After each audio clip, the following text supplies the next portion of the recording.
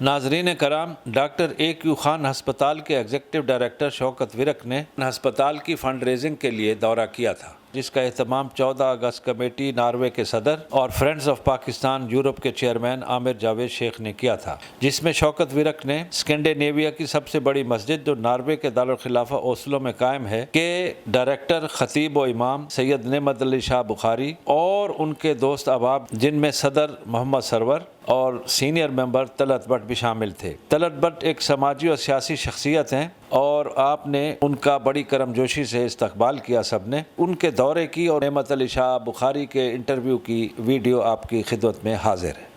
اس وقت ہم جامع مسجد اہل سنت اوسلو کے ریسیپشن میں موجود ہیں اور ہمارے ساتھ سید نعمت شاہ بخاری صاحب تشریف فرما ہیں۔ تو ہم شاہ صاحب سے یہ پوچھنا چاہتے ہیں، شاہ صاحب یہ بتائیے گا کہ اس مسجد اہل سنت کی بنیاد کب رکھی گئی؟ جو تنظیم ہے وہ تو 76 میں اس کی بنیاد رکھی گئی اور مسجد کی جو بلڈنگ ہے وہ 79 میں، اور اس کے بعد یہ 95 میں یہ پلاٹ جو ہے یہ حاصل کیا گیا۔ 2004 میں اس کے اوپر سنگ بنیاد جو ہے وہ رکھا گیا، 2006 میں یہ کمپلیٹ ہوئی۔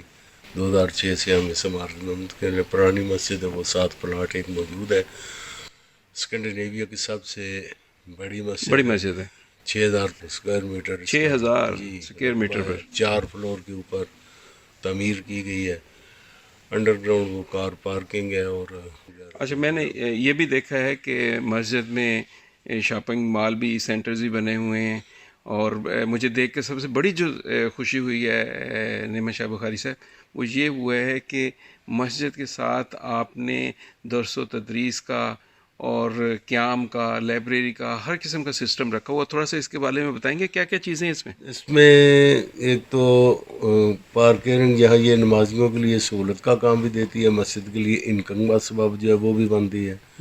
پھر شاپنگ پلازا ساتھ، اور کچھ مکانات ہیں جو اندرون خانہ تعمیر کی گئے ہیں۔ اس وقت مسجد میں 3-4 فلائٹ ہیں چھوٹے چھوٹے، وہ بھی کرائے پہ اٹھائے ہوئے ہیں، پارکنگ ہے وہ بھی، اور دکانیں جو ہیں وہ بھی۔ لوگوں کی ڈونیشن اور امداد بہت زیادہ ہے، لیکن اس کے باوجود بھی یہاں مقامی کرنسی میں تقریباً 2 لاکھ کروڑ ماہانہ یہ مسجد کی انکم ہے، جس سے مسجد اپنے اخراجات کسی حد تک وہ خود چلا سکتی ہے، خود کفیل ہے اس معاملے میں۔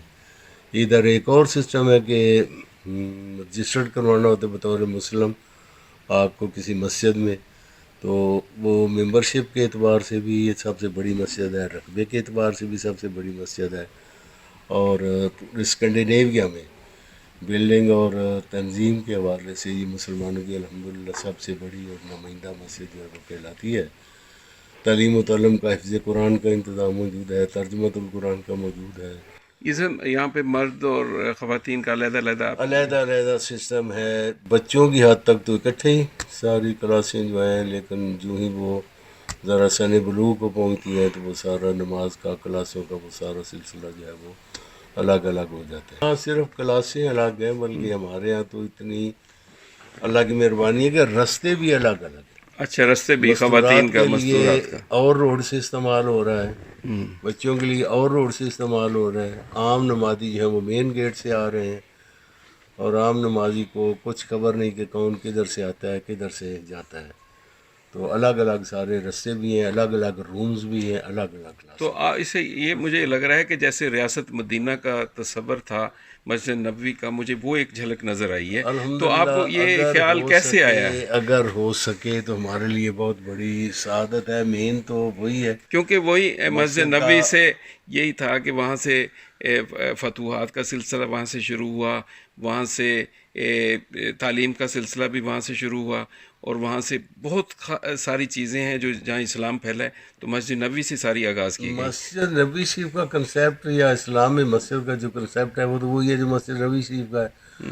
اور مسجد نبوی شریف کا دیکھتے ہیں تو وہاں مسجد کے سین میں جنگی مشقیں بھی ہوتی تھیں، جنگی مشقیں بھی ہوتی ہیں، بالکل مسجد میں یہاں تک بھی ہوتا تھا۔ صحیح سے جتنے غیر ملکی وفود ہیں وہ ٹھہرتے تھے، وہ وہیں ٹھہرتے تھے۔ تو یہی میں نے آپ کے دیکھا ادھر ماشاءاللہ، رسول اللہ صلی اللہ علیہ وسلم ان سے مسجد میں ہی ملاقات کرتے، مسجد میں ملاقات کرتے، کیسر و کسریٰ کو جو خطوط لکھے گئے ہیں وہ مسجد میں بیٹھ کے لکھے گئے ہیں، بالکل۔ اور جو عرب و عجم کے لیے جو تیار کی گئی ہیں فوجیں اور دستے اور ان کی روانگی اور تیاری بھی ساری مسجد سے ہوئی ہے. مسجد سے صحاب صفا دنیا کا قدیم ترین، اسلام میں قدیم ترین جو درسگاہ ہے وہ صحاب صفا کی ہے. ہاں صحابہ صفا وہ مسجد نبی شریف کے مسجد نبی سے. یہ بتانا چاہیں گے کیونکہ مسجد میں جاتے ہیں کہتے ہیں جی دنیاوی بات نہ کریں، ٹھیک ہے نا. ادھر میں نے مسجد میں دیکھا ہے جو ساری چیزیں جڑی ہوئی ہیں. آپ نے تعلیمی سینٹرز بھی بنائے ہیں، اپنی کمیونٹی سینٹر بھی بنا دیا، آپ نے لائبریری بھی بنا دی، آپ نے تدفین و تکفین کا بھی سلسلہ شروع کیا ہے، شاپنگ مال بھی ہیں، ایوری تھنگ ہے ادھر. ہر چیز مجھے ملی ہے جو ایک چھت کے نیچے ہیں.